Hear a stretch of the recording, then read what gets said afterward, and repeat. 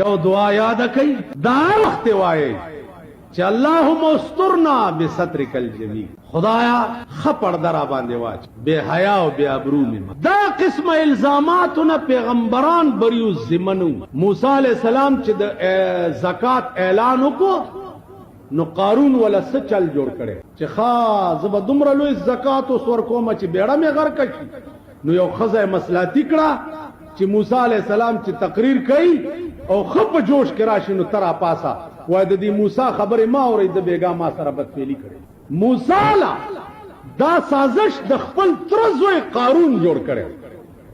خزه په مجلس کې کېناستا، موسی تقریر کوي، دنیا ناستا دا، خزه را پاسه د پدې اراده چې په موسی الزام لګو، خو چې را پاسه دا د خپل نه به اختیار اوته چې لا اله الا الله موسی کلیم وخلق واوري. ما سره یو بکس د اشرفو